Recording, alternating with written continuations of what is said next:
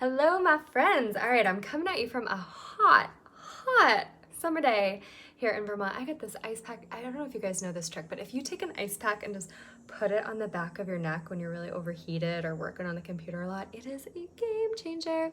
That's an extra tip for you. But what I really want to talk about today is procrastination. Such a juicy topic, and I know you know what I'm talking about. You snooze your alarm clock, you don't go to that yoga class you said you were gonna go to, that email that you know you need to write somehow doesn't get written, or you put off doing the thing you know you need to be doing in your business. So what is with procrastination? Why do we do it so much? And most importantly, how do we stop it? That's the topic of today's episode. So number one, something that's so important to know is that if you procrastinate, if you put things off, if you have things on your to-do list that you aren't crossing off, there's nothing wrong with you. In fact, it might even mean there's something right. So what do I mean by that? There are two categories of people who procrastinate the most. Number one is grad students, so people who have a ton of pressure, really high achievement bar, and have a lot to do in a short amount of time. The other category of people who procrastinate the most is entrepreneurs. So if you are starting your own business or you've been in business for a while and you find yourself procrastinating, you are not alone. The important thing about procrastination is knowing that sometimes it's actually a sign you're a little bit of a genius. Pretty awesome, right? So grad students and entrepreneurs, really smart, really ambitious. So why do we hold ourselves back and why do we stay stuck? The reason is because we have such a high capacity for visioning where we want to go. We know what we want to do. We can almost see it and taste it and feel it, or we know we have a heart to serve, we know what we're capable of, but where we're at is often quite far from the vision that we have for ourselves.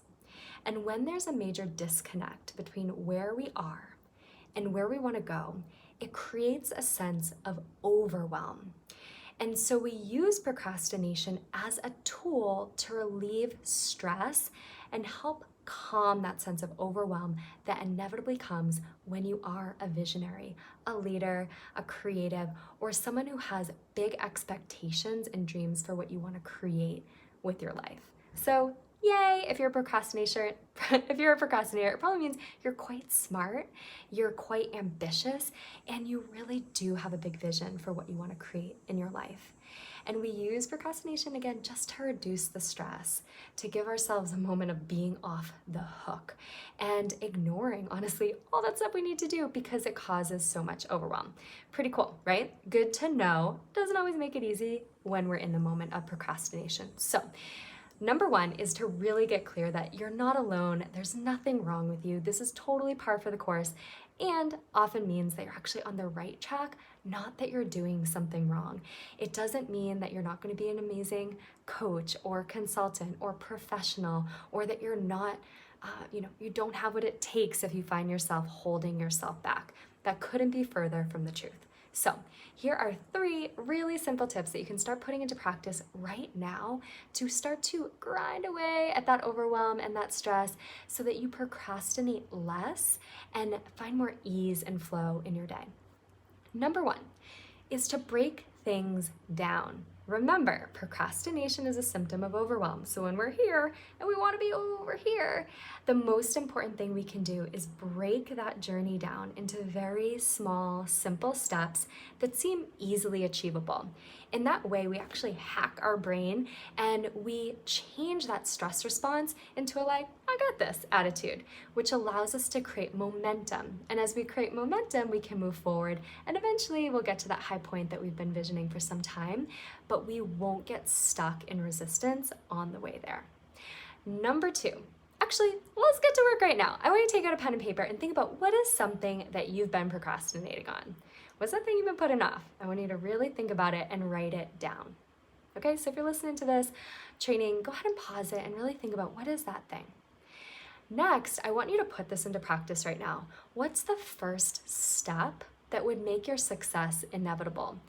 For instance, if it's getting back to that email that is sitting in your inbox for that potential client, number 1 would be to open up your email, right? Like actually get in there and to read it. Number two, so you're not telling yourself, I gotta get back to it, and I gotta come up with the perfect words, and oh my God, I haven't, I spent so many days getting back to this, like, oh, what am I gonna say? Now it has to be perfect. Don't do that. Just open it and read it. You can do that. And then next would be to create a draft of your response. And number 4 would be to edit it, and 5 would be to send it. See how we're breaking it down so that every step is actually like, I got that, I can do that. So I want you to think about, if it's your website, maybe what's the first step? Is it deciding between Squarespace and WordPress? Or if it's getting up early for yoga tomorrow, what would that tiny little simple step be? Maybe it's just not getting out of bed, but you're gonna open your eyes and you're gonna stretch a little in your bed and wake yourself up, and then see how you feel and see if you want to get up out of bed and go to yoga. You got it? All right, so write down, what are those few little tiny steps that you can do on your action item right now? Okay, next, I want you to think about number 2, which is to set a time limit. Okay? And I actually like to make this a little bit of a game, because my motto is, if it ain't fun, it ain't gonna get done. So when you're starting a project, you wanna have an amount of time that you're allocating to it. I don't know if you've heard of Parkinson's law, but Parkinson, I believe he's a British dude. I don't know exactly what he did, but he came up with this law, which could not be more true, which is the thing that we're doing, the task we have at hand, will expand to the time we allocate to do it. I think his exact words were, it's a commonplace observation that work expands so as to fill the time available for its completion. So if you give yourself 5 minutes to get back to that email, or 15 minutes to get back to that email, and set the timer and do it, you're gonna get that thing done in 15 minutes, or maybe 17. But the thing is, you'll get it done. If you give yourself a week to get back to that person, well, no, you're not gonna do it very quickly, because you're going to actually put it off for that entire week. Make sense? So this is why I always recommend that my clients book their workshop before they create the entire workshop, because they know they're gonna need to get it done by the time it happens. Or if you're creating a course, setting your launch date and selling that course so that you know you'll have module 1 done before people start coming in the doors. If it's cleaning your kitchen and you've been putting it off for a while, set the timer for 5 minutes. See how much you get done. And actually the amazing thing is, you'll get more done because you're like making it in game and doing it quick, but you'll also, again, gain that momentum. So you'll keep taking steps and oftentimes do more than you ever even imagined possible. Okay? So I want you to take action right now. Set a time limit, or set a timer and do the damn thing. Pause this video, who cares? Go over there and actually take action in your business, or schedule it for later so that you will get it done in the amount of time that you allocate. Okay, number 3, shift your energy around the thing you're doing. So often, it's actually the energy we put around the thing rather than the thing that's most exhausting, draining, or overwhelming. I had a coach once say to me, Chrissy, you don't have that much stuff to do. I mean, you can actually get it done, but it's all these stories you tell yourself and all this energy put around it that's making you feel so overwhelmed and so busy and like, oh my God, I have so much to do. Have you ever done that before? I have so much to do. It's like, no, you gotta do those things. But if you're like, yeah, I gotta do those things, it's a very different energy than, oh my God, I'm so exhausted. That energy around it actually creates a lot more overwhelm, which will create more procrastination. So it's really important to get out of overwhelm and really choose with intention the energy you want to bring to your work. So my favorite mantra, as you know, is this gets to be easy. This gets to be easy. So I've made it a kind of a game to go through those emails and the things that I don't want to do and be like, all right, here's good practice. Let's do it as quick as we can, and let's see how easy I can make this. Lord, let me tell you, I used to spend hours and hours perfecting every single word and proofreading every email before I pressed send. But now with this new mantra, this gets to be easy, I think about it. And I'm like, how can I make this so easy or so fun? And oftentimes I'm like, you know what? I don't even need to send this email. I'm just gonna make a quick phone call. Or, God, I've been putting so much energy into this email. I could simply say, hey, apologies for the delay in getting back to you. I'm so excited to work with you. When's a good time to chat?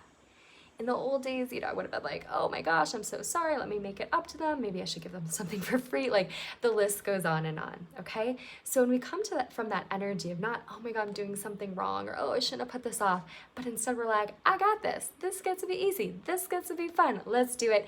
You're going to find that you get things done a lot faster and a lot more efficiently. So you have 3 powerful action steps that you can take starting right now to get that thing done.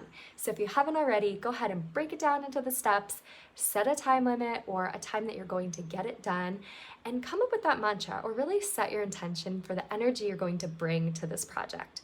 Okay? So go take action now. I believe in you. You can do this. You're smarter than you think. You're more capable than you think. And I promise you have everything you need to overcome any part of procrastination that's been rearing its head in your life. These tools are just one way to get started. I love you, and I'll talk to you next week.